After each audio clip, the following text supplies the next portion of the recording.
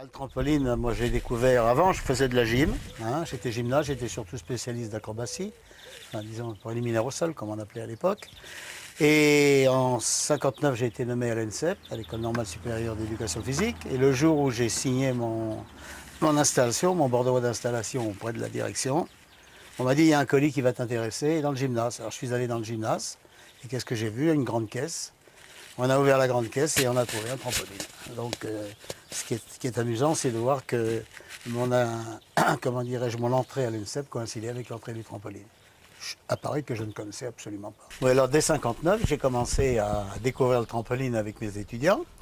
Tous les soirs, on faisait un petit entraînement comme ça, et ça a marché jusqu'au jour où on a appris que la Maison Nyssen faisait un stage d'information à Macolin. Macolin, c'est l'équivalent de l'INSEP, ou de l'Institut national des sports plutôt, suisse. Et là, donc, je me suis inscrit à ce stage, qui était un stage dirigé par Kurt Bechler, dont on aura l'occasion de parler ultérieurement. Et j'y ai rencontré un seul Français, qui était Bernard Hamon, qui était à cette époque-là moniteur à la Société suisse de Paris. On a donc sympathisé et on a fait notre stage ensemble. Et pour moi, ça a été vraiment la découverte réelle, parce que jusqu'alors, le trampoline, je l'avais découvert, comme j'ai dû vous l'expliquer, à partir d'un livre de Nyssen qui nous donnait des informations sur les éléments de base. Et là, j'ai eu quand même une formation beaucoup plus sérieuse sur l'entraînement, sur la technique du trampoline.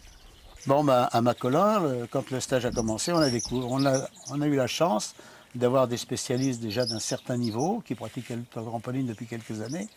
Et pour nous, bien, c'est sûr que ça a été une découverte totale, parce que jusqu'alors, à l'ENSEP, je me suis amusé à faire des saltos arrière, des petits éléments simples, et puis également des flic-flacs. Enfin, tout ce que l'on faisait au sol, on s'est amusé à le faire au trampoline. Et on a découvert que le trampoline permettait, dans une certaine mesure, d'avoir un petit peu comme le cinéma au ralenti, où on a la vision ralentie des différents éléments, des différents moments d'un exercice. Là, on ressentait au ralenti, et ça c'était formidable. Je me suis dit, c'est un engin éducatif qui va être formidable. Je ne pensais pas tellement au côté sportif de la chose, mais je pensais beaucoup plus au côté éducatif, de par ma formation de prof de gym déjà. Durant ce stage, bon, il y avait de nombreuses nations qui étaient représentées. Le seul français, c'était Bernard Hamon. Et quand je dis français, il était à moitié suisse. Hein, mais malgré tout, il parlait allemand et il parlait français. Il m'a servi un peu d'interprète pour suivre les cours. On a sympathisé, c'était normal déjà par la langue. Et on a fait connaissance tous les deux, on s'est appréciés mutuellement. Entre 59 et 66, j'ai fait du trampoline régulièrement tous les soirs avec mes étudiants. Et on s'est perfectionné, puisque là, je commençais à avoir une base technique un peu plus solide. Et puis un jour, arrive justement Bernard Hamon qui me dit « Bon, bonjour Pierre ». J'ai été très surpris de le voir. Et il me dit « Est-ce que tu serais d'accord, on vient de créer une fédération de trampoline, est-ce que tu serais d'accord de venir travailler avec nous ?» Je dis « Oui, au principe, je ne vois pas en quoi je pourrais dire non. » Il me dit « Voilà, on commence à on a des cours de formation tous les dimanches matins. Je ne sais plus à quel gymnase c'était, dans un gymnase dans Paris, je crois que c'était Huygens. Et donc, je suis venu là et j'ai commencé à faire mes cours. En tout premier lieu, j'ai assisté aux cours que faisait le premier éducateur, c'était Bernard Scherfils. J'ai écouté ses cours étaient très bien. C'était un ancien entraîneur de plongeon. Et puis, progressivement, en accord avec lui, j'ai pris la suite et j'ai donc commencé mes cours de formation sans être vraiment encore à la fédération. Je venais juste d'entrer. Hein. Et de but en blanc, je me suis trouvé donc à la formation, puisque il faut bien dire que j'étais à peu près celui qui était le plus informé, je ne veux pas dire formé, mais informé sur le trampoline, et qui avait quand même une petite expérience. Oui, j'ai été quelque peu surpris de voir Bernard Hamon débarquer, surtout que j'étais sous la douche, j'étais en petite tenue. Et je lui ai dit, mais qui est-ce qui t'a dit que j'étais susceptible d'intéresser, que je faisais du trampoline? Il me dit, c'est Amédée Deljoub, qui était un de mes collègues, qui enseignait à la barre fixe à l'INSEP. Donc nous travaillions ensemble, et je ne savais pas du tout qu'il y avait des relations entre les deux. À partir des années 67, les cours de moniteur, de formation de moniteur avaient lieu à l'INSEP, dans le gymnase où je travaillais toute la semaine. Et là est arrivé un dénommé Michel Rouquette, il faisait à cette époque-là son service militaire dans les pompiers. Et j'ai repéré tout de suite que c'était un gars qui était intéressé par le trampoline, qui était voire un passionné. Après discussion avec lui, j'ai appris qu'il n'avait rien à voir avec la gymnastique. Je pensais que c'était un entraîneur de gym, mais en fait, il avait comme pratique sportive le vélo, enfin disons le cyclisme, et l'athlétisme. Mais ça m'a au début surpris un petit peu, mais en fait, j'ai vu l'intérêt qu'il portait au trampoline et j'ai senti vraiment chez lui une attirance très forte, très très forte pour le trampoline et une passion vraiment exceptionnelle. Alors, comme de mon point de vue, les qualités humaines sont plus importantes pour un entraîneur que les qualités techniques. Les qualités techniques, ça s'apprend. Hein. Mais les qualités morales, on les a ou on ne les a pas. Et il les avait, lui, et il a appris très très rapidement. Il s'est adapté très vite aux techniques. Il faut dire que je changeais de technique à peu près tous les 3 mois dans les vrilles. Alors, des fois, c'était pas toujours très facile. Mais enfin, on est arrivé à travailler vraiment la main dans la main et à faire du très très bon travail. Et je suis très heureux de ne pas m'être trompé, d'avoir fait le bon choix. Au niveau de la préparation des athlètes au moment des grandes compétitions, on a toujours joué un jeu tous les deux. C'est-à-dire que moi j'étais un peu le père Fouettard, j'étais le gars rigoureux, strict, très exigeant sur les résultats, sur la régularité. Quant à Michel, quand j'étais présent, il cherchait toujours, au contraire, à arrondir les angles. Ce qui fait qu'il y avait le méchant, il y avait le gentil. On a toujours joué là-dessus, ce qui fait qu'en fonction des circonstances, on était efficace. Grâce à ce jeu-là. Il faut dire qu'en plus de cela, Michel est un fin psychologue. Il avait vraiment un art de sentir les gamins et de savoir ce qu'il devait faire. C'était à la fois un père exigeant et un entraîneur de très grand niveau, grâce justement à ce contact qu'il avait avec les gamins, vraiment exceptionnel. Lorsqu'on s'est trouvé en face de cette préparation de compétiteurs, qu'est-ce que l'on avait comme formation? Bon, le petit stage de Macolin, quelques livres que nous avions eu l'occasion de lire, mais pour le reste, en fait, on transférait ce qu'on savait faire en gymnastique. Et en gymnastique, il faut bien dire qu'à cette époque-là, la technique n'était pas toujours très bonne et pas toujours applicable au trampoline. Donc il a fallu que l'on retravaille. Alors on avait tendance à utiliser les longes, parce que pour apprendre le salto c'était plus facile. Pour apprendre les doubles, ça permettait de les apprendre de sécurité. Quand on a attaqué les vrilles, là il y a eu un os et on s'est rendu compte qu'il fallait trouver une autre technique.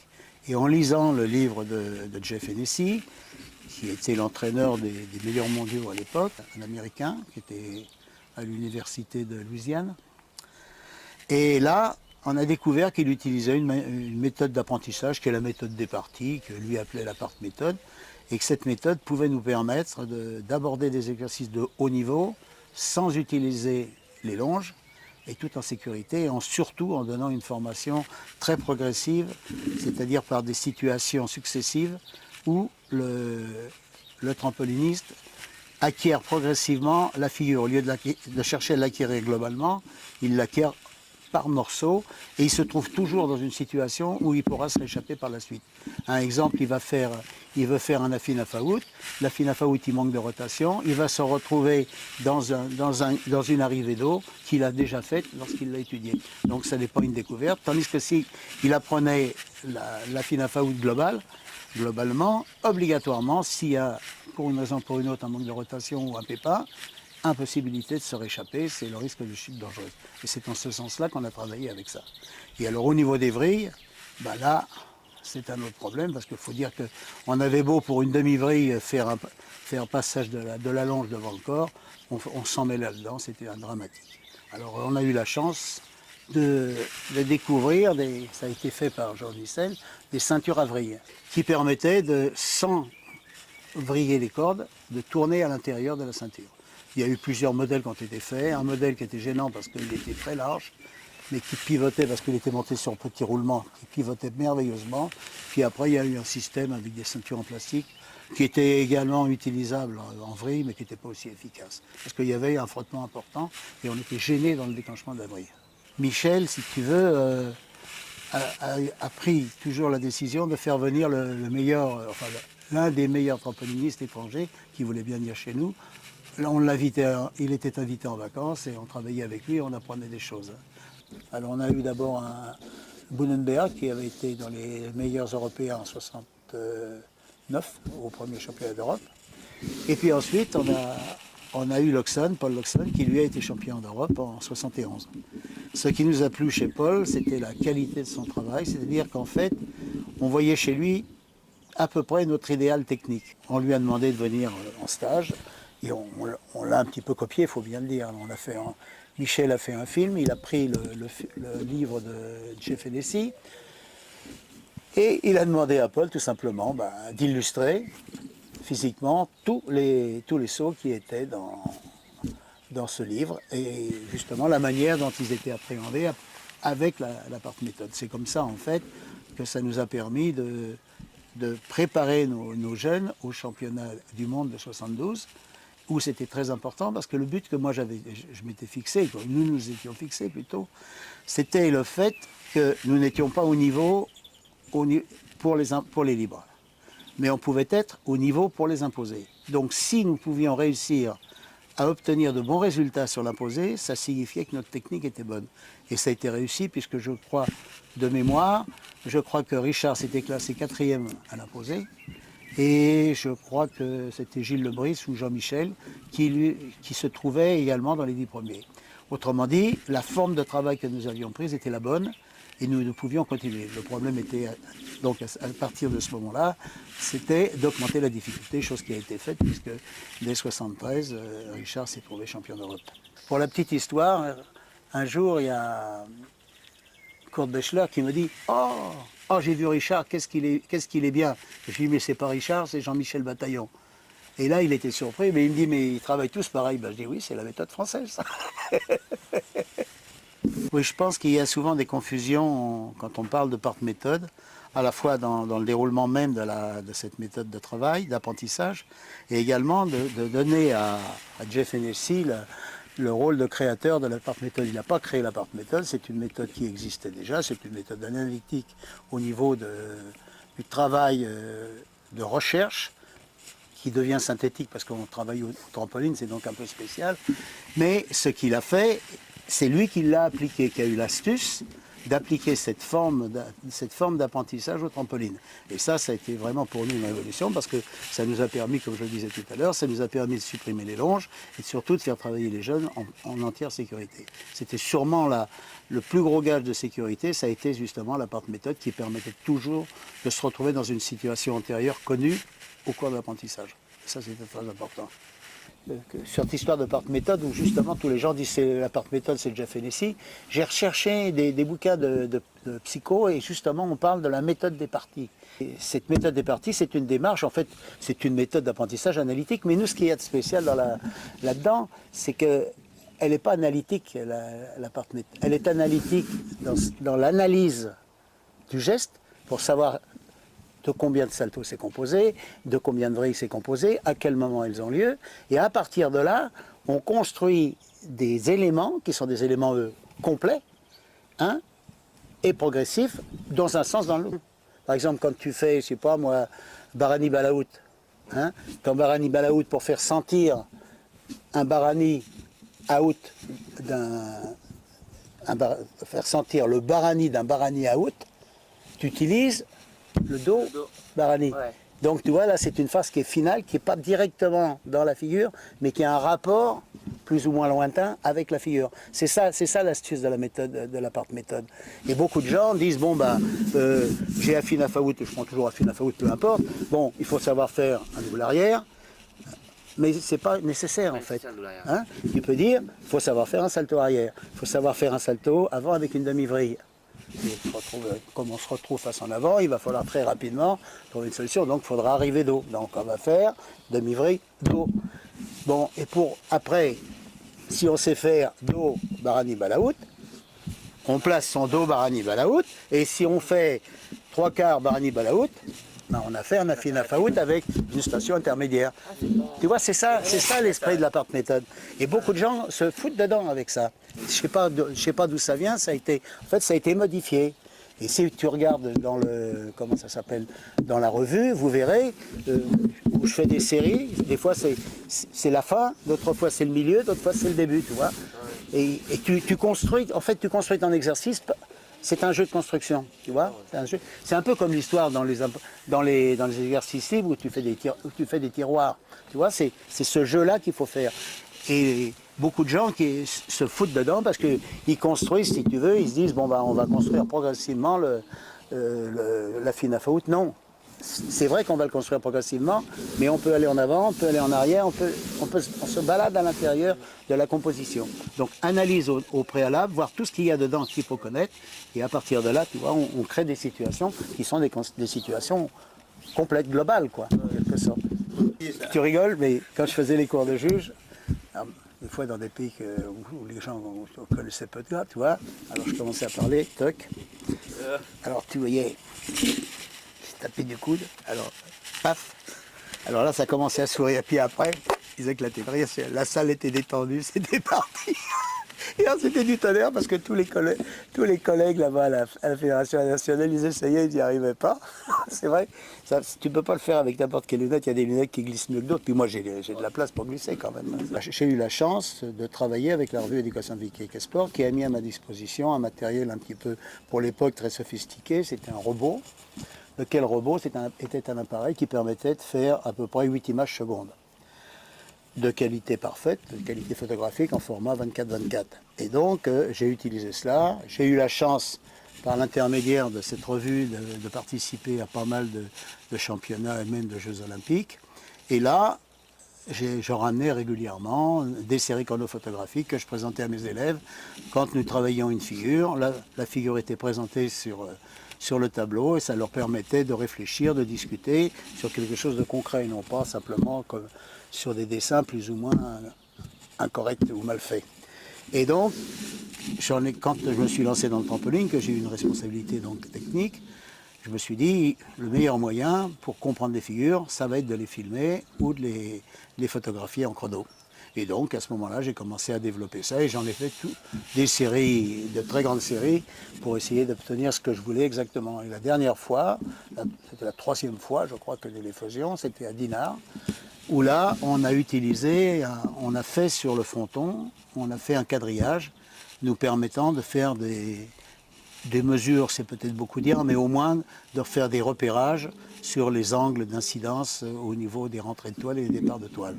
Et également, ça permettait de mesurer, en tenant compte de la parallaxe évidemment, ça nous permettait de mesurer les déplacements en fonction de ces incidences. Donc à partir de là, j'ai fait systématiquement avec Richard, qui était actuellement à cette époque-là avec Gilles Lebris aussi, qui était très technique au point de vue des grilles. À cette époque-là, donc j'ai fait toutes les figures qu'ils étaient capables de faire et on les a diffusées par l'intermédiaire de la petite revue que j'avais mise en place, afin que tout le monde les connaisse et que tout le monde essaie de travailler dans le même esprit, c'est-à-dire dans la même technique. Qu'on puisse dire, tiens, c'est un Français qui saute au trampoline et non pas une autre nation. Et c'est vrai qu'on a réussi. Et cette technique a non seulement plu pourquoi? Parce qu'elle était belle et parce qu'elle était juste. Je devrais me dire qu'elle était juste et c'est pour ça qu'elle était belle.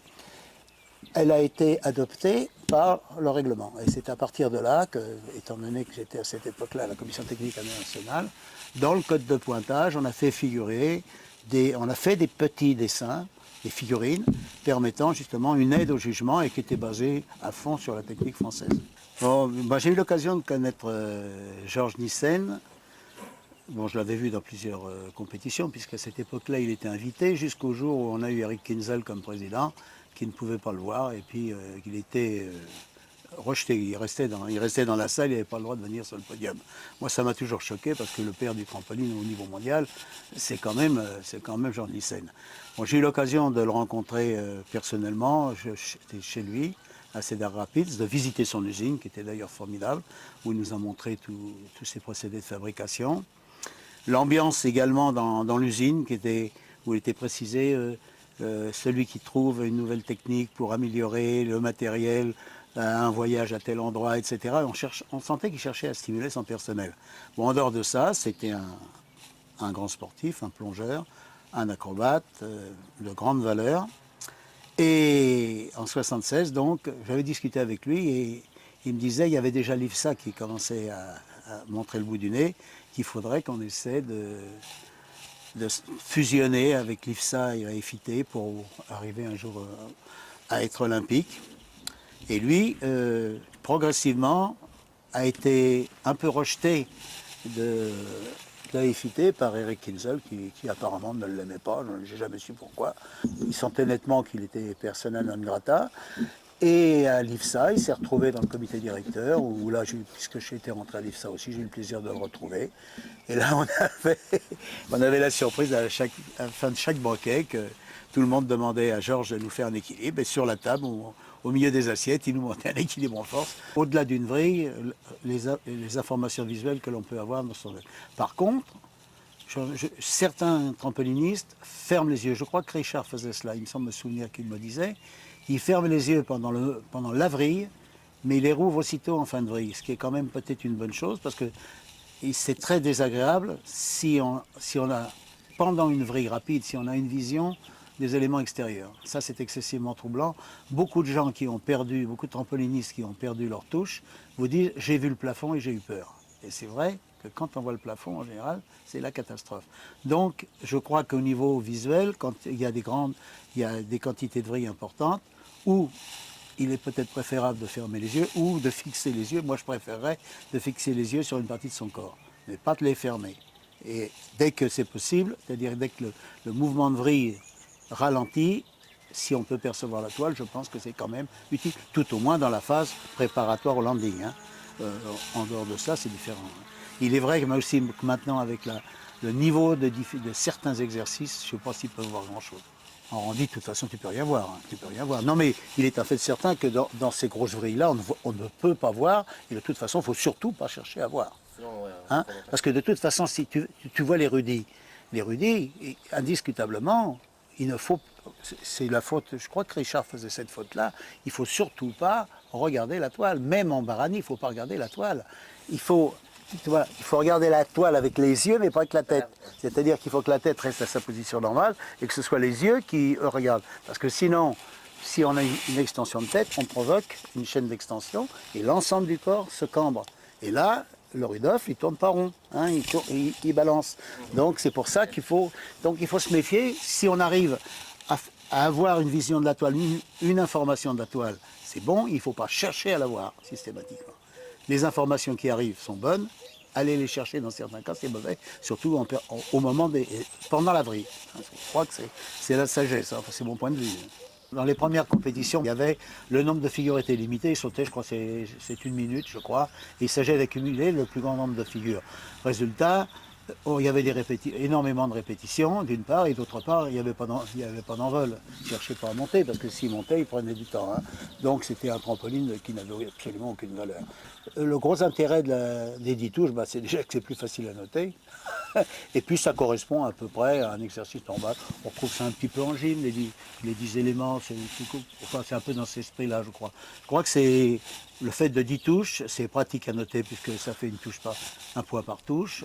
Et puis ça correspond à une longueur normale d'exercice, je crois. Plus, ça serait une erreur. Moins, ça serait... J'avais fait, moi, pour le tumbling. Je l'avais proposé au tumbling, on l'a fait pendant un certain temps. Parce que 10 touches, je retrouvais la similitude avec le trampoline. Bon, j'avais réussi à le faire passer au niveau de la fibre, mais à l'usage, on s'est rendu compte que ça demandait une piste de 30 mètres et qu'on était obligé de sortir dehors pour prendre son élan. Et les jours de pluie, c'était embêtant, quoi. C'est certain. L'histoire d'alternance avant-arrière, je pense que c'est un problème comment dirais-je, de qualité d'impulsion.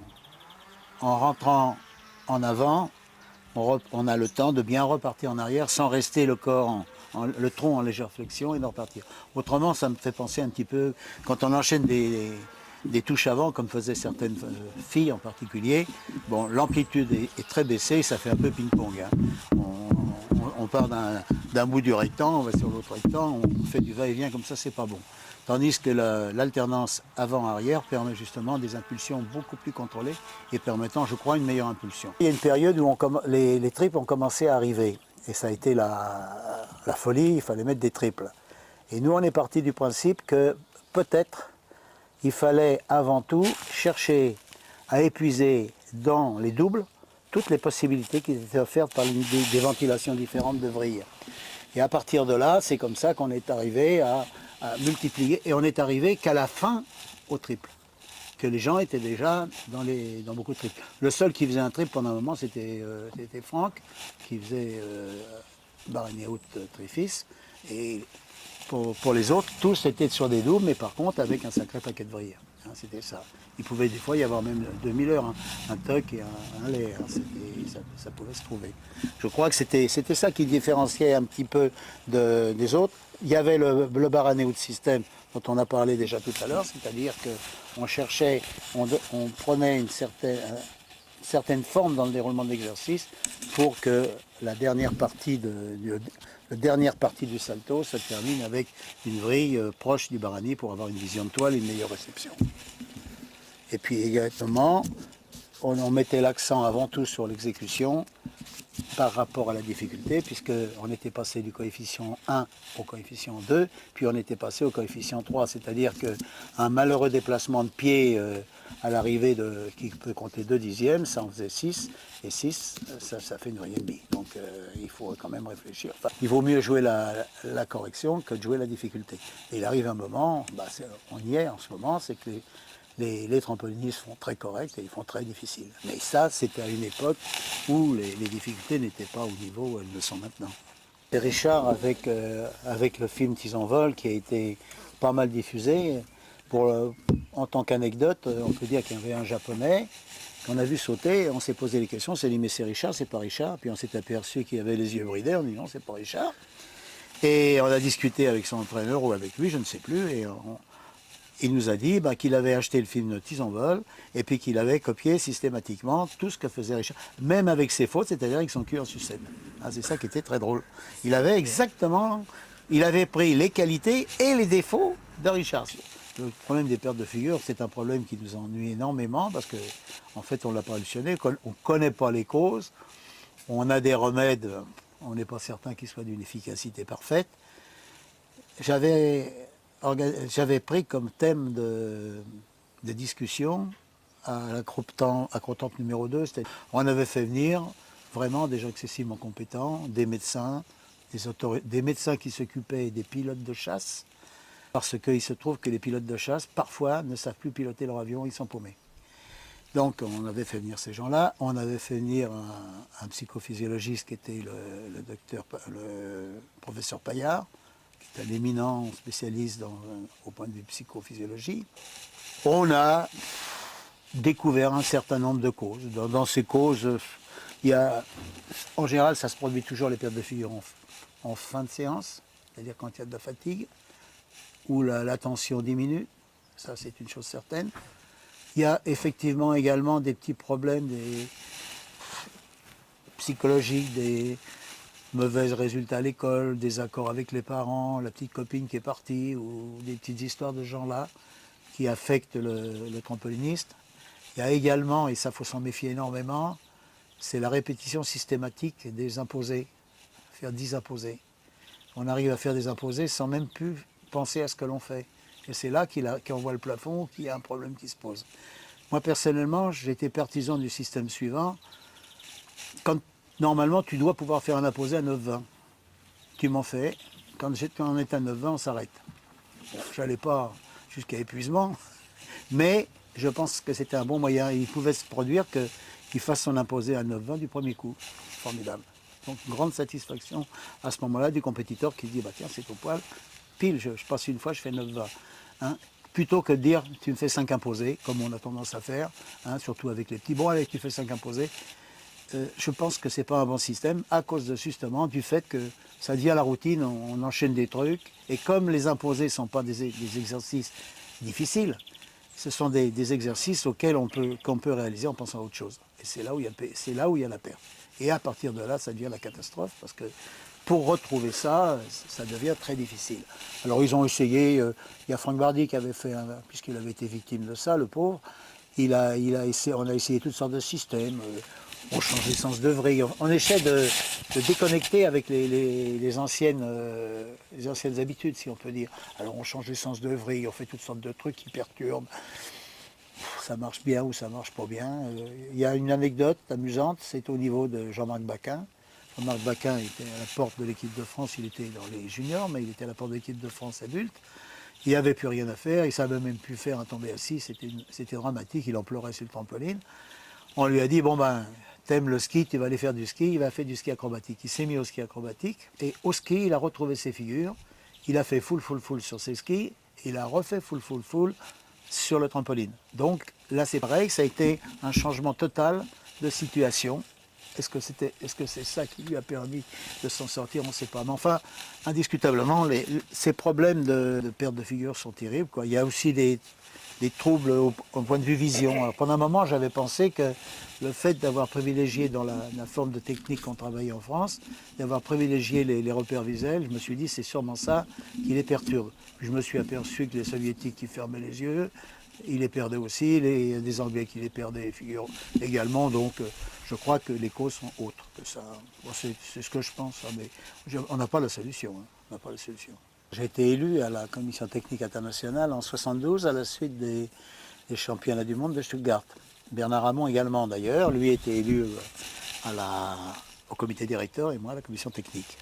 Bon bah là j'y suis resté jusqu'en 96, quoi. Ça fait quand même pas mal d'années. Bon, j'ai bougé beaucoup de monde là-dedans, quoi, parce que j'étais quand même un peu un élément perturbateur, mais enfin efficace à mon point de vue. Et mes actions ont porté particulièrement sur ce que je voulais, c'était que le trampoline devienne un sport de qualité au point de vue esthétique. Donc j'étais l'un de ceux que j'ai quand même été soutenu par d'autres personnes qui a proposé le coefficient 2 à l'exécution, puis le coefficient 3 quand on avait vu la difficulté monter de trop. J'ai été fréquemment responsable, enfin tout au moins influent dans la composition des imposés. Ça m'a causé d'ailleurs des fois des problèmes parce que j'avais eu le malheur d'imposer un muffin 3/4 qui pour les Américains était un exercice d'un danger extrême qui risquait de faire des morts. C'est pourtant comme ça qu'on apprend la fine à Faout. Ça m'a causé quelques petits problèmes avec Kurt Bechler à l'époque. Mais enfin, ça s'est passé, on l'a mis dedans et ça s'est bien déroulé. On a eu aussi un petit problème avec un barani groupé. C'était Paul Loxon qui ne comprenait pas qu'on puisse faire un barani groupé. On pouvait faire un barani balaout groupé, mais on ne pouvait pas le faire un barani groupé. En fait, ça permettait d'avoir une figure supplémentaire à petit niveau qui permettait justement à un garçon de faire 3 barani, un tendu, un carpé, un groupé. Donc là, ça s'est passé. J'ai pour beaucoup été influent au niveau des critères de définition de l'exécution, en particulier dans les fameuses questions d'ouverture, de ces choses-là. J'avais mis en place une analyse statistique du jugement qui permettait, d'une part, de voir la partialité du juge. Je m'étais amusé aussi à faire l'argus des compétiteurs, c'est-à-dire les compétiteurs qui étaient aimés, ceux qui ne l'étaient pas. C'était très amusant de voir parce qu'on retrouvait toujours les mêmes gars. Je faisais les écarts par rapport à la note médiane. Je faisais les écarts et je portais les écarts et je mettais ça sur une feuille de papier millimétré. En général, les écarts tenaient sur une feuille de papier millimétré. Et ça, c'était quand même très très intéressant. Et ça a permis après, grâce à David Warman,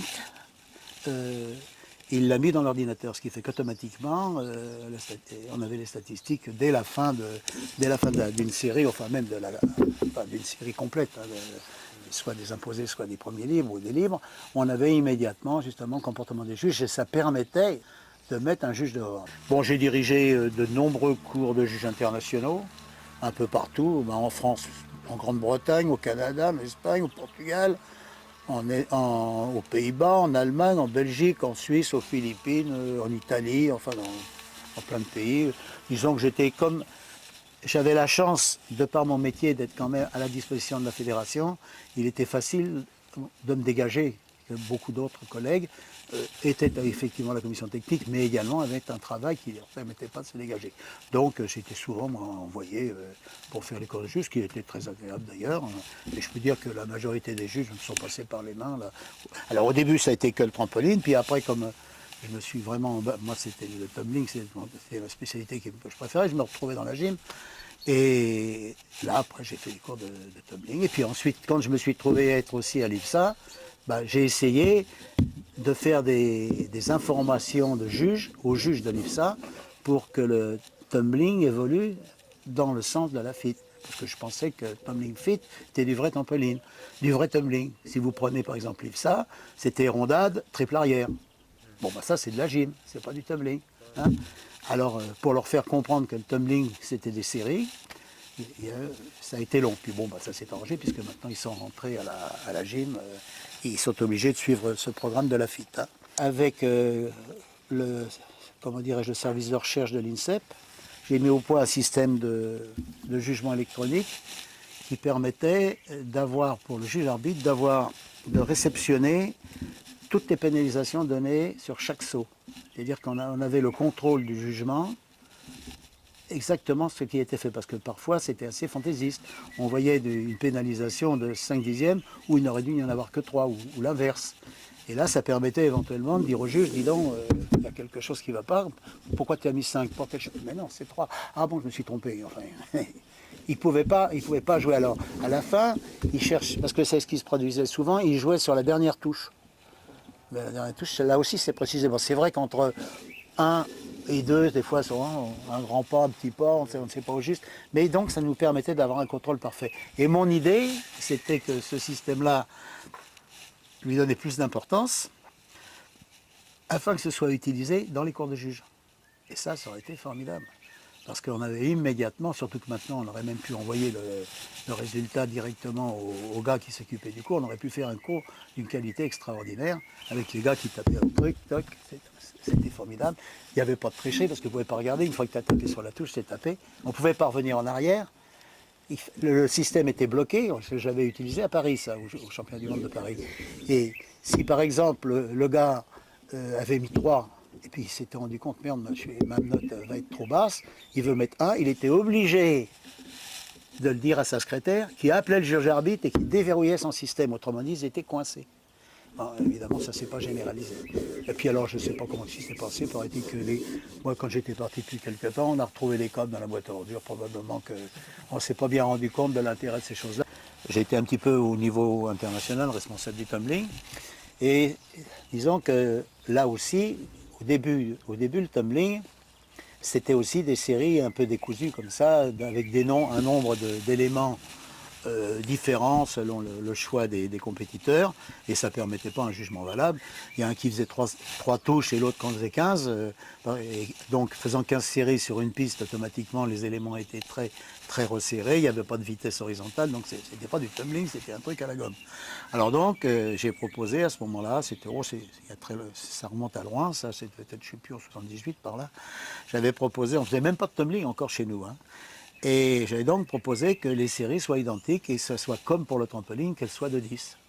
Et là, bon, c'était du beau tumbling, mais la seule chose, à laquelle je n'avais pas pensé, c'est que les gymnases, enfin, c'est des séries de 10, exigeaient des pistes de 30 mètres, et encore c'était juste.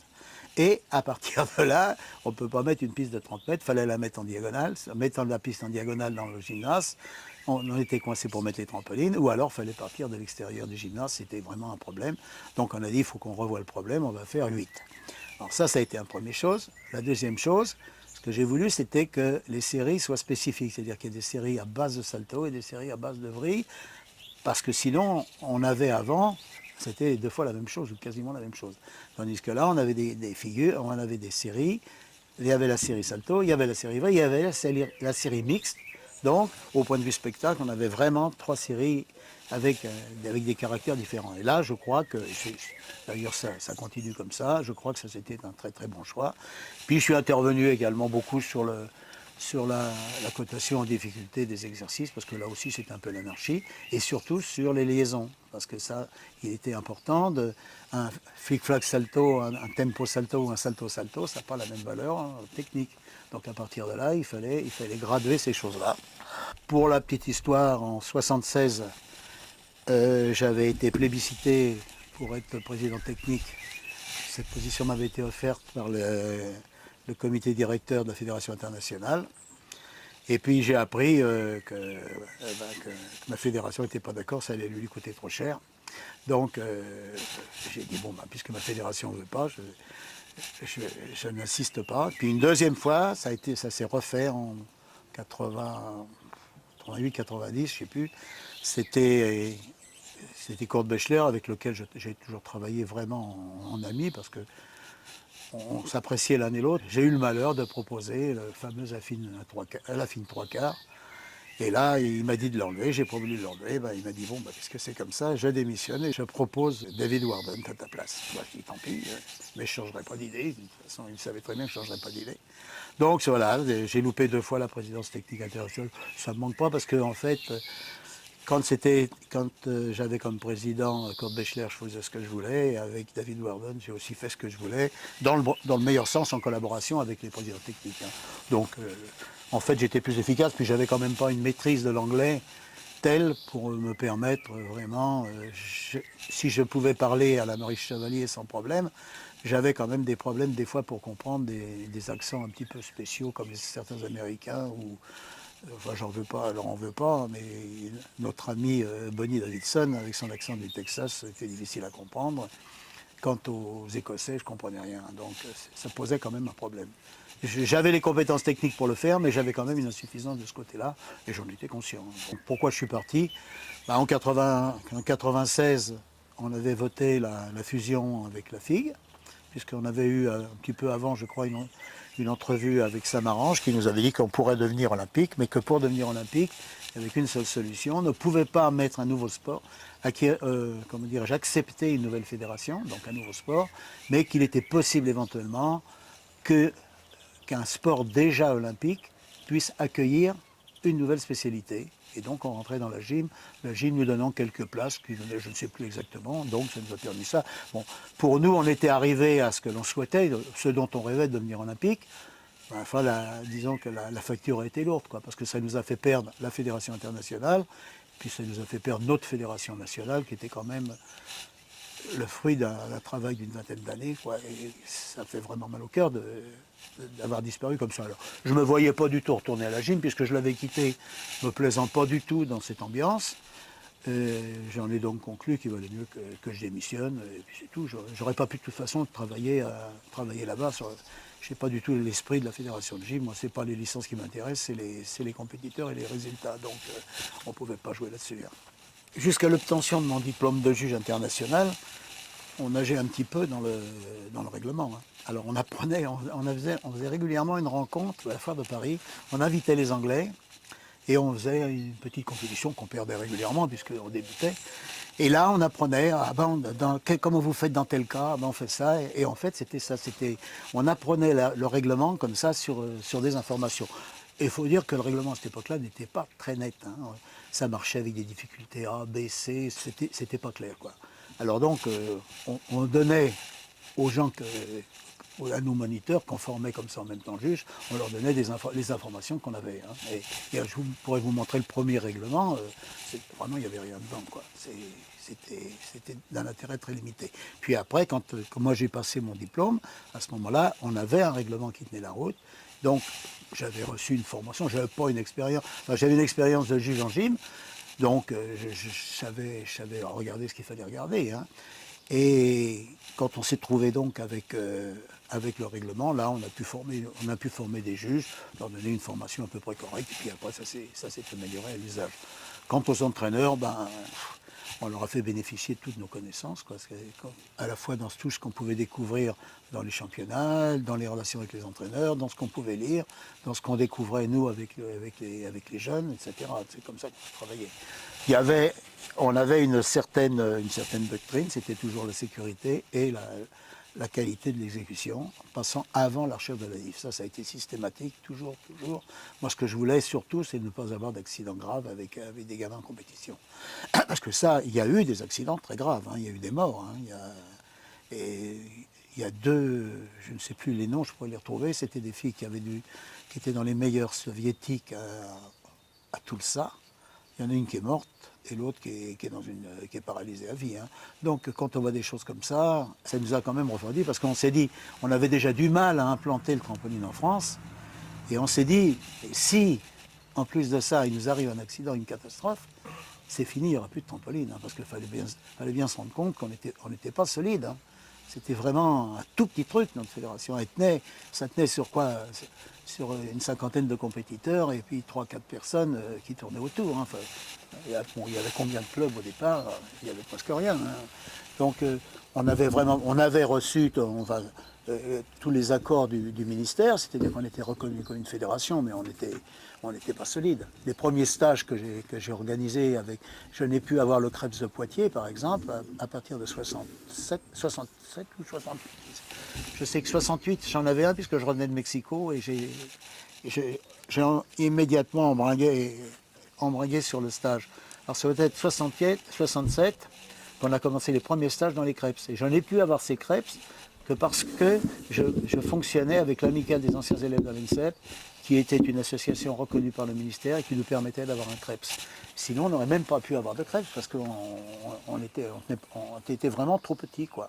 Hein. Pas de problème pour les entraînements, les journées d'entraînement à l'INSEP, puisque je veux dire que j'étais chez moi, dans mon gymnase, je faisais à peu près ce que je voulais. J'avais l'autorisation du directeur, donc je pouvais faire ce que je voulais. Mais pour obtenir un Krebs, c'était très difficile. On a pu l'obtenir, et il faut remercier l'amicale des anciens élèves. C'est elle qui nous a permis de faire ces stages qui duraient une semaine et qui continuent, je crois, encore maintenant. C'est le fameux stage dit de la Toussaint, qui avait lieu tous les ans à la Toussaint et qui brassait du monde. On brassait une quarantaine, une cinquantaine. Alors là, on formait des cadres, on formait nos cadres. Alors il y avait toute une équipe qui était là, les anciens, ceux qui avaient passé les premiers les brevets de moniteurs, qui tournaient avec Michel, avec moi. Et on faisait marcher notre affaire, quoi.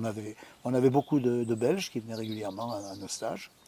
Et ça a bien marché. C'est ce qui nous a permis, en fait, de créer. Tous nos cadres ont été créés, à la fois les cadres parisiens sur l'ENSEP et les cadres, disons, provinciaux avaient été créés par le stage de tout ça. Ça a pris de l'ampleur au fur et à mesure. Mais au début, il ne faut pas se faire d'illusions, hein. C'est ce que je vous disais hier. Un club se créait dans une région, il devenait comité régional.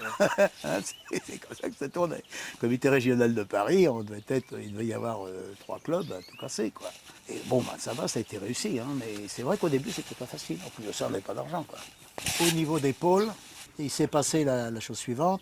Ça s'est créé quasi automatiquement au niveau de Bois-Colombes, puisque Michel avait l'équipe nationale dans les mains, par peut-être un ou deux par-ci par-là qui étaient dans des clubs de province.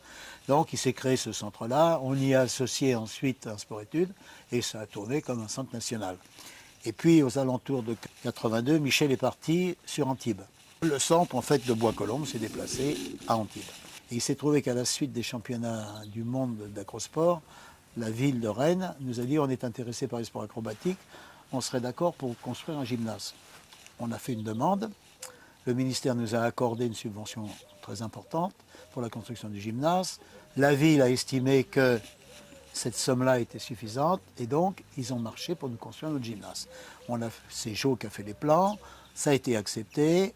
Où ça a accroché, c'est au niveau de la fédération qui voulait que ce centre n'ait pas lieu à Rennes, mais à Antibes pour que Michel ait un gymnase.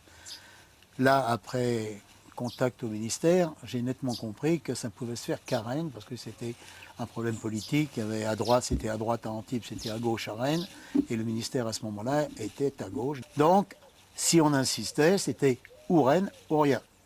Donc là, on s'est un petit peu accrochés les uns les autres.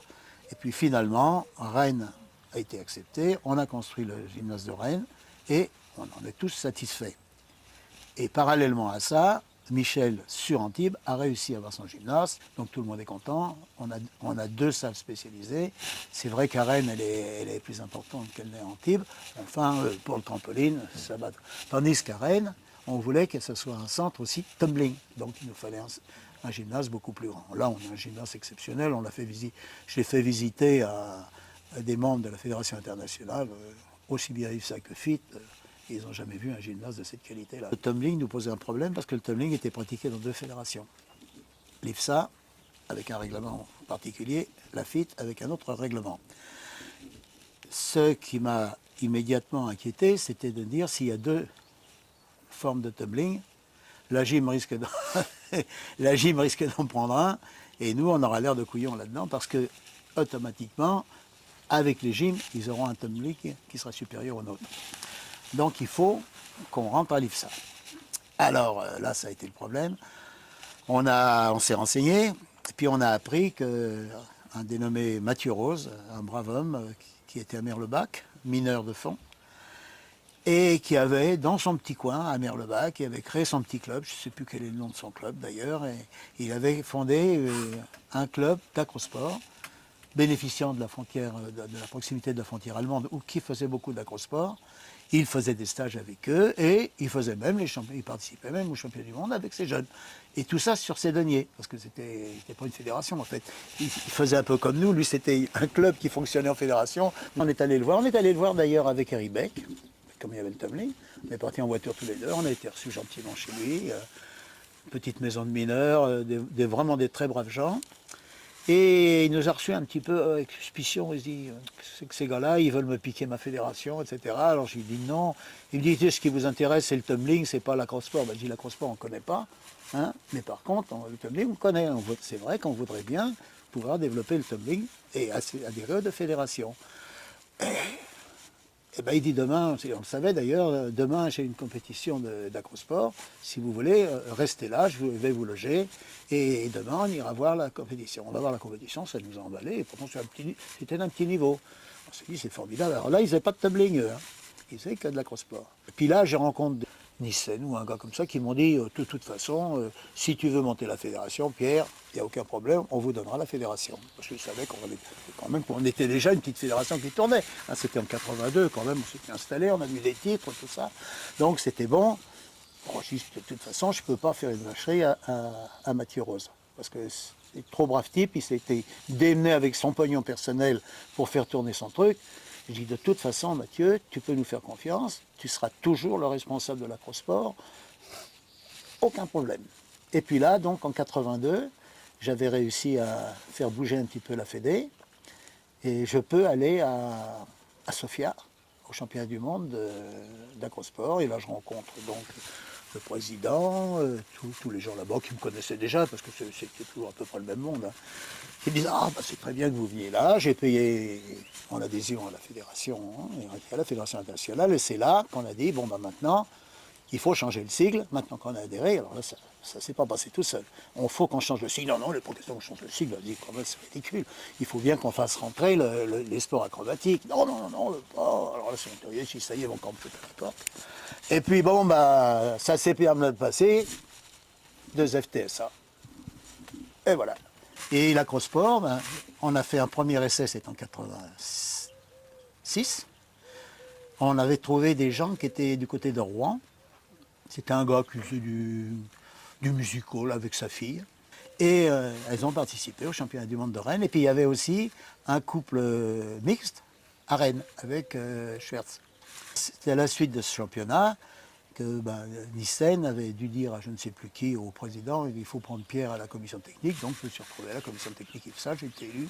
Et comme ça, je me suis retrouvé aux deux. J'étais vraiment, il y avait pour beaucoup qui étaient dans la fédération internationale. Et puis bon, à partir de là, j'ai suivi, j'ai fait toutes les compétitions, j'ai participé à des cours de jeu, je faisais les cours de tumbling, moi, en essayant de faire évoluer vers la fuite, parce que le tumbling était mieux. Par contre, ils étaient plus forts que nous. Au point de vue technique, ils étaient plus forts. Évidemment, ils attaquaient ils faisaient 3 figures. Nous, on en faisait 8, c'était quand même plus facile. Hein. Mais tout doucement, on y est venu. Et puis, par exemple, si on prend le cas de Steve Elliott faisait les deux. Les Américains étaient aux 2 fédérations. Ils étaient à la FIT, ils étaient à l'IFSA. Donc, ça s'est passé après très très bien. Il n'y a eu aucun problème.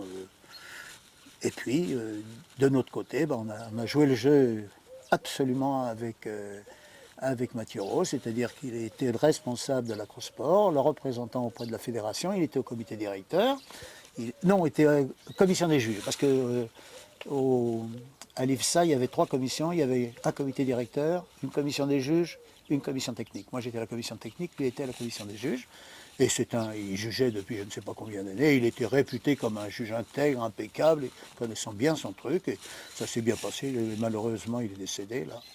Mais on a vraiment joué le jeu, il était heureux. Il venait aux réunions de la Fédé, il était un petit peu gêné, quoi. C'était le mineur de fond, il n'osait pas parler, en plus de ça, il parlait mieux allemand que français. hein, en tant que Lorrain, et puis il avait tout fait, il avait eu une vie affreuse, quoi. Il avait été mineur de fond, je ne sais plus à quel âge, à 18 ans, il était dans le fond de la mine. Après, ils l'ont engagé dans l'armée allemande, il s'est tapé toute la campagne de Russie. Enfin, c'est une vie vraiment effrayante, mais un brave type, gentil, gentil, gentil. Enfin, vraiment, on a joué, moi, je estime qu'on a joué le jeu avec lui, on a été super correct et il a été très content finalement. Mais au début, il était inquiet.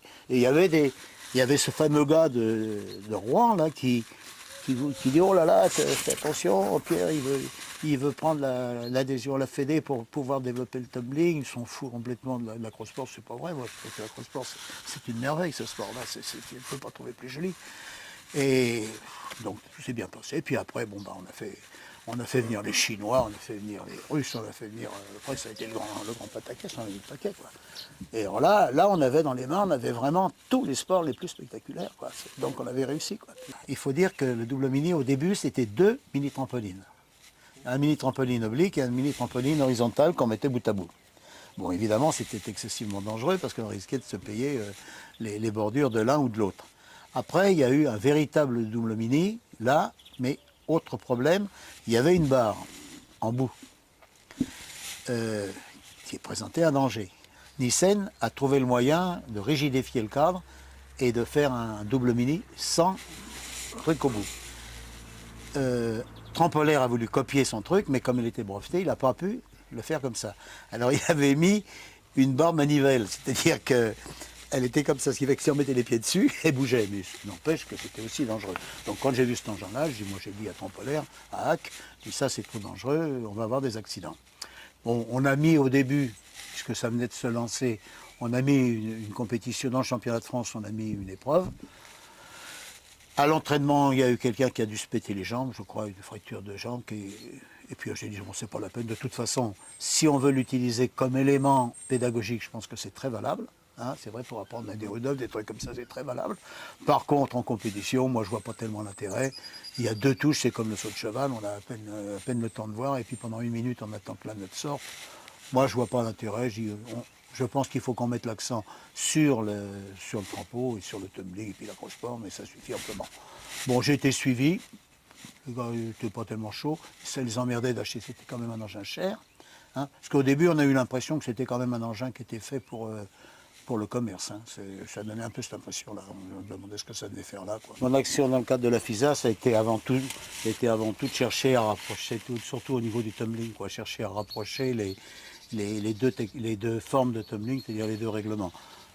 Ça allait dans l'esprit qu'avait Nissen, par une certaine période, qui nous avait dit qu'il fallait qu'on essaie de fusionner les deux fédérations. Bon, c'était quasiment impossible. La FIT, c'était les pays de l'Est, les pays de l'Ouest, je veux dire. L'IFSA, c'était les pays de l'Est. Il y avait des rivalités politiques, il n'y avait rien à faire. Donc on ne pouvait pas penser réussir à fusionner ces deux fédérations-là. Hein. Donc moi, ce que j'ai cherché, c'était à leur montrer que le tumbling, ça devait être avant toute chose quelque chose de différent de la diagonale au sol de la gym. Hein, et donc j'ai agi dans ce sens-là.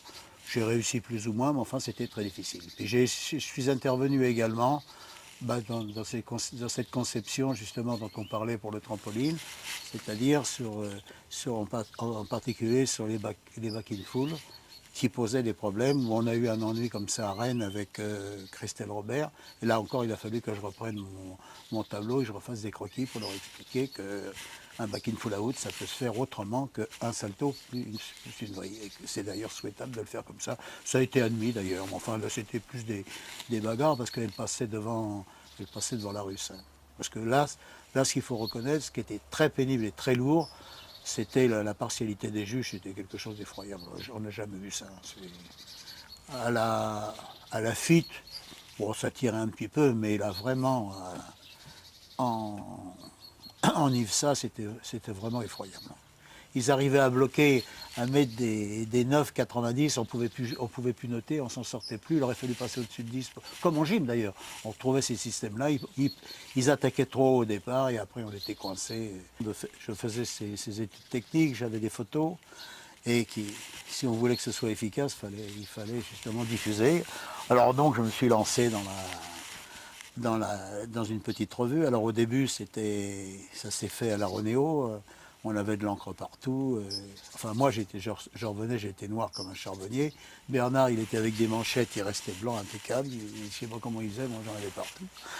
Et donc, on a fait ça. Et puis, au début, on m'a dit, oh, bah, de toute façon, tout le monde fait des revues, ça dure pas longtemps. Enfin, moi, je dis que ça durera le temps que ça durera, mais je vous garantis que c'est pas moi qui m'arrêterai. Alors donc, régulièrement, j'ai fourni. Bon, c'est vrai que cette revue, je l'écrivais à peu près à 90%, voire plus. Je faisais le tirage. On la mettait avec Josiane, on la mettait sous enveloppe. On la faisait brocher au sport-études, je la mettais sous enveloppe. Et Josiane collait les timbres et on l'envoyait. Et à chaque fois, j'avais des réflexions à la Fédé. Ah oui, mais ça coûte cher en timbre, ça coûte ci, ça coûte ça. C'est vrai que ça nous coûtait quelque chose, mais je pense que l'impact, l'impact était très important, puisque ça a permis aux gens justement de connaître la manière dont ils devaient travailler, parce que tout le monde ne pouvait pas venir en stage, tout le monde ne pouvait pas être au courant des résultats des compétitions. C'est vrai que ça arrivait, on n'en faisait qu'un tous les 3 mois, on ne pouvait pas en faire plus, financièrement, et puis au plan de travail, ce n'était pas possible. Mais ce qui me satisfait, c'est que voir maintenant, on en parle et elle vous intéresse encore. Donc je pense que je ne me suis pas trompé en faisant ça. Bon, mes successeurs ont continué à le faire. Il y a eu moins d'études techniques peut-être qu'il n'y en avait, mais moi c'était mon truc, c'est ce que j'aimais faire, donc j'en ai fait pas mal, bon ça sert. J'ai eu le plaisir également de voir que les articles étaient repris, on faisait en Angleterre, en Allemagne également, et puis en Pologne aussi. Donc c'est sympa, ça prouve que c'était quand même intéressant, et donc je regrette rien. Et je crois que qu'il fallait le faire, parce que c'était un plus. Et c'est quand même amusant, parce que vous la trouvez au centre Pompidou, à la bibliothèque. J'ai appris ça, je l'avais su comme ça, fortuitement, que c'était distribué à l'époque, oui. La première équipe, c'est vrai que c'était une épopée, quoi. Michel se baladait avec son équipe et essayait de se faire héberger un petit peu partout. Il cherchait un gymnase, c'était un vrai poème, quoi. Finalement, il a trouvé un hébergement très valable et très sympa de la part de la mairie de Bois-Colombes. Il a débarqué dans le bureau du maire en disant en venant, en expliquant ce qu'il voulait faire, après avoir été à Neuilly-sur-Seine. Une fois qu'il s'est installé là, tout a bien commencé. Alors, il avait détecté les gamins. Dans le cadre, il était prof à la ville de Paris, il avait détecté ces gamins dans des classes. Il savait faire des roulades, enfin qui n'étaient pas maladroits. C'est comme ça qu'il a détecté Gilles, Véronique et puis Jean-Michel Bataillon, quoi. Et puis il les a réunis ensemble et il a commencé à faire du trampoline avec eux. Richard est venu par la suite, Franck également par la suite. Franck, lui, avait déjà fait un peu de trampoline dans la région de Nantes avec son père. Et donc, ils sont tous retrouvés là-bas. Ça a été notre centre, si on peut dire. Enfin, vraiment le fief du trampoline, quoi, parce que tous les trampolinistes de valeur étaient là, quoi. C'était vraiment, ça a été le modèle pour tous les gens, pour tous les autres clubs, quoi. Alors, au plan personnalité, ben, Richard était le gars doué, élégant, assez relax.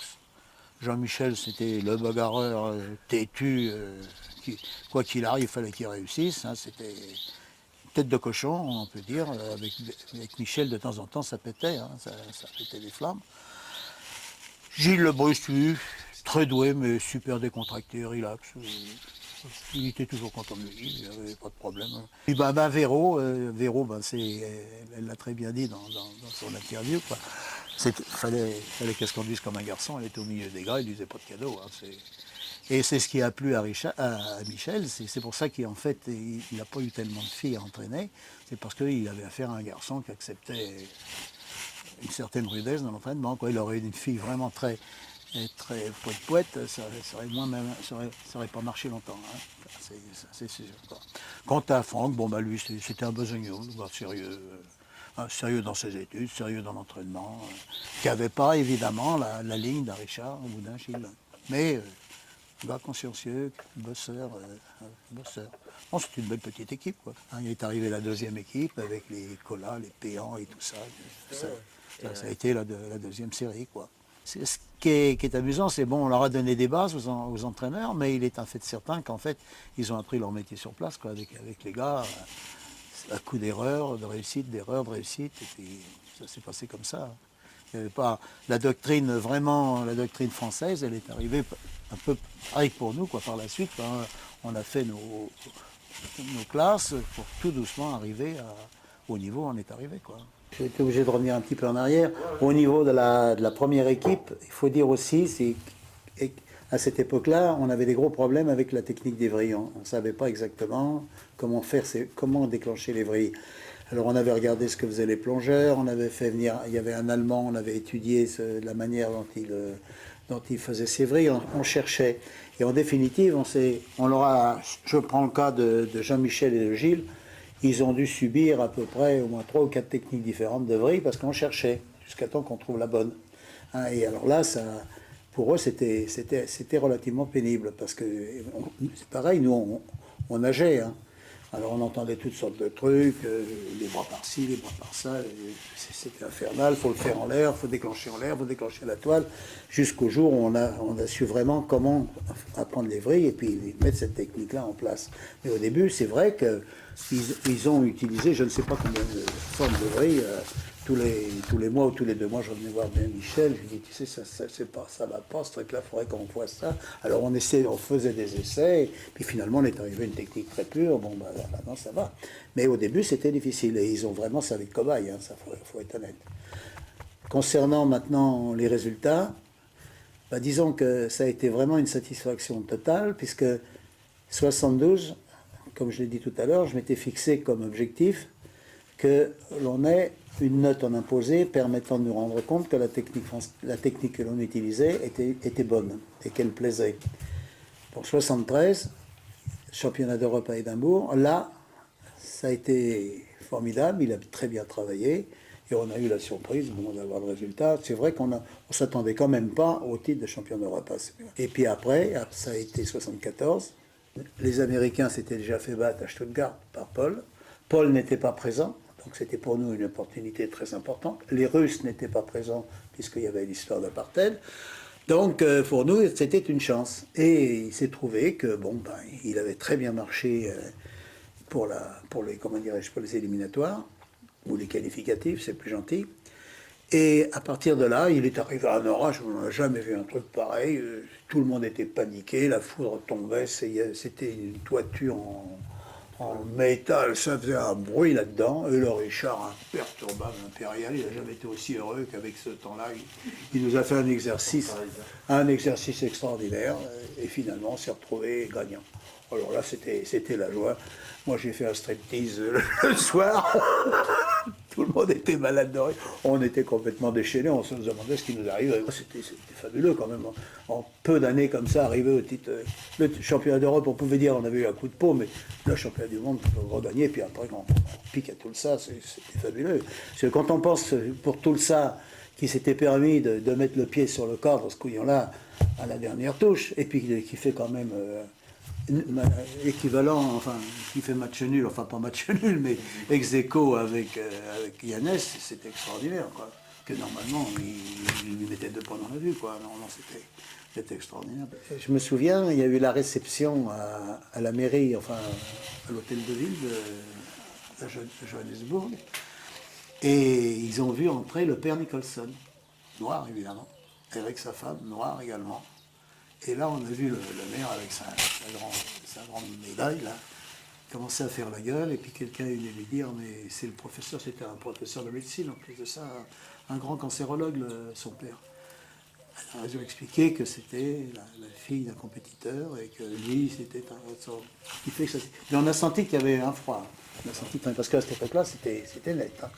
Ouh là là, c'était sévère, hein. Il y avait l'épiceoire pour les noirs, l'épiceoire pour les blancs, les épiceries pour les noirs, les pour les blancs, les autobus, les trains, enfin c'était infernal, quoi. Et donc ça s'est arrangé. Et puis à la compétition, elle a gagné, alors c'est encore plus marrant, quoi.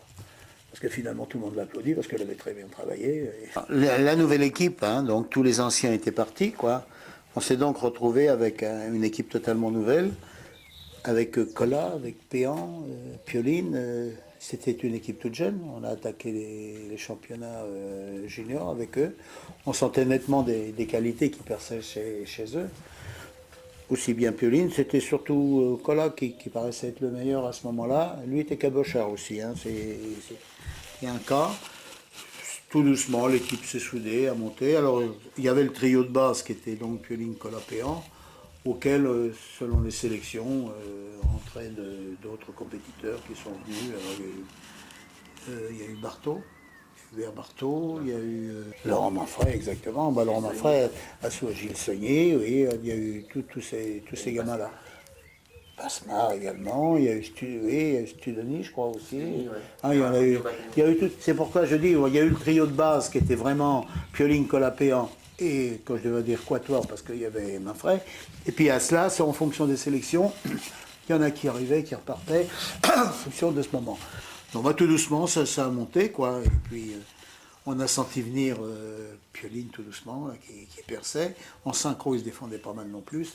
82, il y a eu les championnats d'Europe, il y a eu tout ça. Et 84, bon, bah, c'était la consécration avec les championnats Osaka, hein, championnats du monde, quoi. Là c'est pareil. Lionel a eu de la chance parce que au tout dernier moment, le Russe, je ne sais plus qui c'était, s'est mis à pousser un cri de joie d'avoir fini son exercice. Et puis ce couillon-là, ben, il est parti en arrière, il a touché la toile, il a touché le cadre. Et là, donc, Lionel est passé, quoi.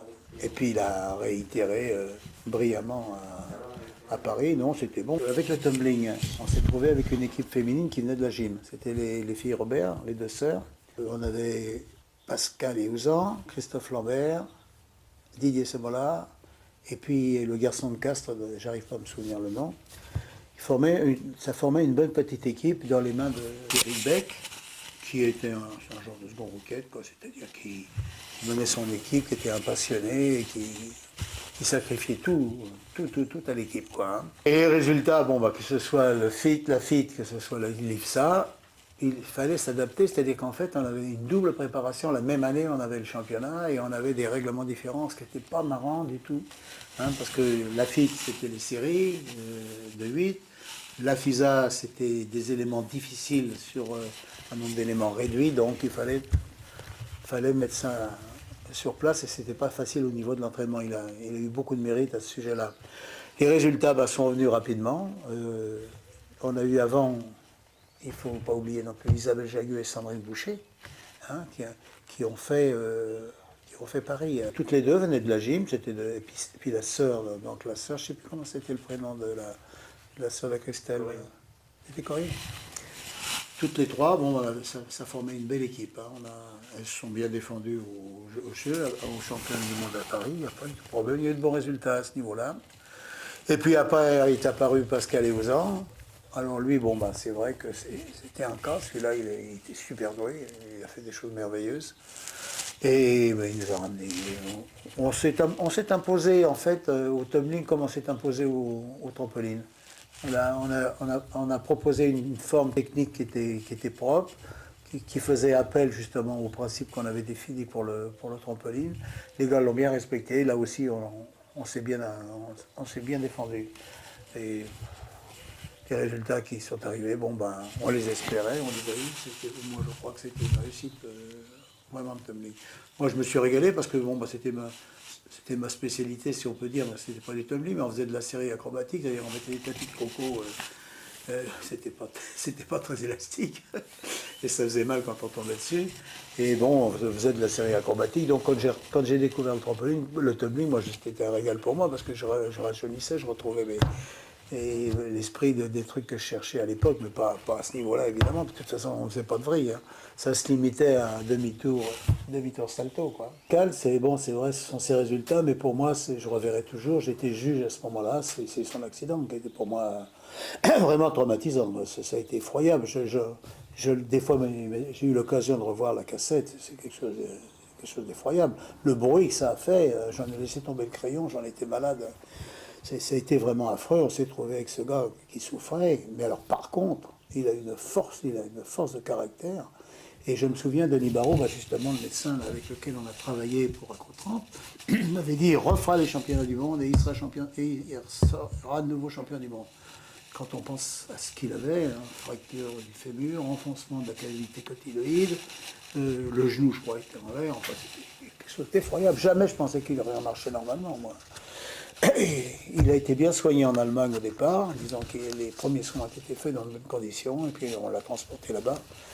Et vraiment, ça c'est un truc. Et pourtant, il nous a donné des satisfactions extraordinaires parce que c'était un tumbler formidable. Mais alors lui aussi, un peu cabochard. Hein, il faut dire que en IFSA, on avait des clients. En FIT aussi, parce que les Américaines, elles étaient dangereuses aussi. Hein. Puis les Anglais, ah non, les Anglais, on n'a pas dû les avoir en FIT, on devait les avoir qu'en IFSA. Mais c'était dur, hein, les places n'étaient pas jouées comme ça. Hein. Ça a été très dur. Là, maintenant, c'est encore plus dur parce que là, il y a les Chinois, il y a tout ça. Alors là, ça tape très haut. Peut-être qu'au niveau de la technique du tumbling, on a cherché à retrouver dans le tumbling tous les critères d'exécution qu'on avait définis pour le trampoline. Avec en plus, on a joué énormément, c'est la carte du déplacement horizontal, la vitesse horizontale. Parce que beaucoup de tumblers confondaient vitesse horizontale et vitesse de rotation. Et ce qui fait qu'on arrivait à avoir 8 figures quasiment qui pouvaient se faire sur 15 mètres. Au lieu d'utiliser les 25 mètres. Et c'est là où le problème se posait. Alors on a joué notre technique, on l'a adaptée pour justement conserver au maximum, voire accélérer cette vitesse horizontale. Et ça a été très payant. Et à ce point de vue-là, il faut rendre hommage à Eric Beck, qui vraiment fait bien occuper de l'équipe et a bien travaillé dans ce sens-là. On a exigé aussi que les vrilles soient faites plates, qu'elles soient faites les bras le long du corps. Moi, j'ai pas toujours réussi, mais je trouvais très beau le tempo avec les bras ouverts légèrement vers le bas, au lieu d'avoir les bras comme les pingouins, là, ça ressemble à rien du tout. Je l'ai réussi avec Didier Sembola, j'ai vu que les Russes l'avaient adopté, mais je sais qu'il y a des Français qui ne l'ont pas adopté, bon, ils font ce qu'ils veulent. Je ne suis pas responsable de leur truc, mais ils ont tort, parce que c'est vrai que ces tempos avec les bras bien tendus, légèrement obliques comme ça, c'est magnifique.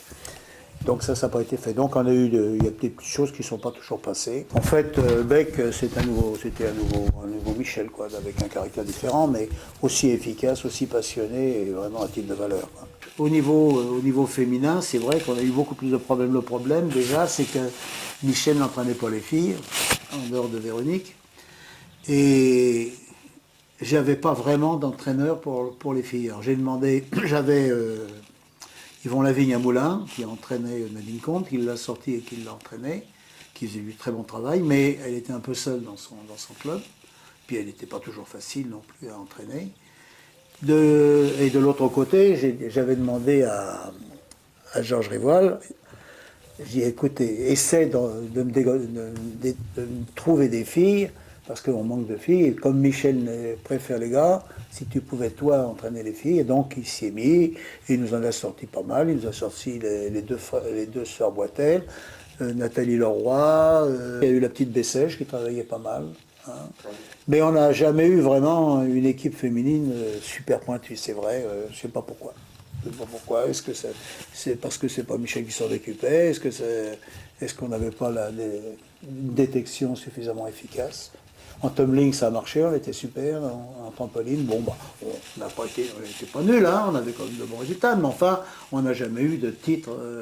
Il a dû y avoir une médaille quand même. Je ne comprends pas parce qu'on a une bonne technique, on avait de bons entraîneurs, on aurait dû normalement avoir de bons résultats, mais chez les filles, ça n'a jamais pas aussi bien marché que chez les gars. Mais c'est un mystère. Hein.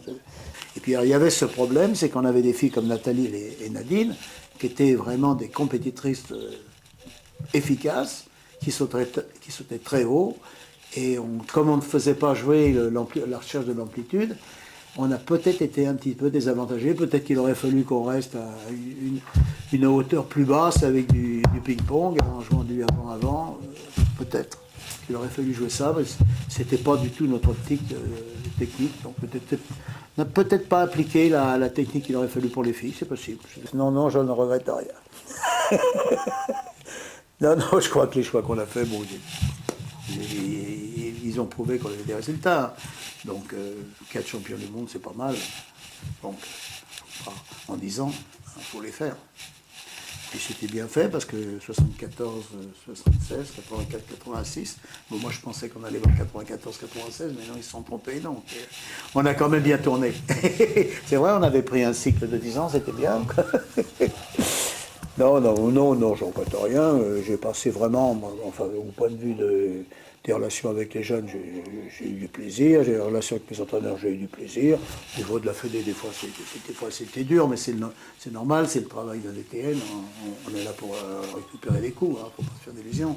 Si on réussit, c'est bien. Si on réussit pas, c'est moins bien. Enfin, dans l'ensemble, ça s'est toujours bien passé. Hein, une bonne ambiance quand même. Ça, je ne regrette pas. À tout point de vue, aussi bien avec les jeunes qu'avec les entraîneurs. Là, de l'approche, la petite machine que vous m'avez passée, ça fait plaisir. Ça me prouve qu'ils n'ont pas de mauvais souvenirs. Donc, c'était bon, quoi. On aurait peut-être pu faire mieux, ça, c'est toujours possible. Hein. Mais dans l'ensemble, je ne suis pas déçu, non. Ouais, ouais. La plus grande satisfaction, bah, c'est indiscutablement le premier titre de champion du monde, quoi, qui a été extraordinaire. On n'y pensait pas, quoi. C'était une chose à laquelle on n'avait même pas, qu'on n'avait pas envisagé. On pensait avoir une médaille, mais avoir le titre suprême, jamais on l'aurait pensé. Et puis le titre de Lionel à Paris, Sud-Osaka nous a emballé, mais Paris, quoi. C'était chez nous, c'était formidable, quoi. Mais Sud-Osaka aussi. Enfin, disons, tous les titres, les gros titres qu'on a eus, titre de champion du monde, c'est sûr que c'était la grande satisfaction, quoi. Lequel est le plus. C'est sûr que Jobourg, c'est celui qui peut-être nous a marqué le plus d'abord parce que ça se passait dans un pays qu'on ne connaissait pas, dans une ambiance différente. C'était vraiment quelque chose de spécial, quoi. Puis on a découvert des choses nouvelles, à plus de ça, au plan du pays, enfin, à l'époque c'était l'apartheid, tout ça, c'était vraiment très spécial, hein, comme truc, et ça a été formidable. Pour moi, c'était formidable, il n'y a aucun problème de ce côté-là. La plus grande déception, ça, il n'y a pas d'histoire, je ne peux pas dire que ça soit la déception de ma carrière, puisque elle était finie, ma carrière. Enfin, c'est après, par contre, c'est la disparition de la Fédé, quoi, la Fédération internationale qui tournait bien, où il y avait une bonne ambiance, où on faisait un travail valable. Et je sais qu'à la commission technique, on était vraiment des amis, on était vraiment en toute amitié, on faisait un travail vraiment en amis, il n'y avait pas de rivalité, c'était formidable. On est devenu sport olympique, on en a rêvé pendant des dizaines d'années, on ne l'a pas eu, là on l'a eu, mais on l'a payé cher. Ce qui fait plaisir, c'est de voir qu'il y a quand même des jeunes passionnés, puisque vous êtes là et puis vous nous posez des questions intéressantes, ça fait plaisir. Donc tout n'est pas perdu, quoi. On peut avoir un peu d'espoir.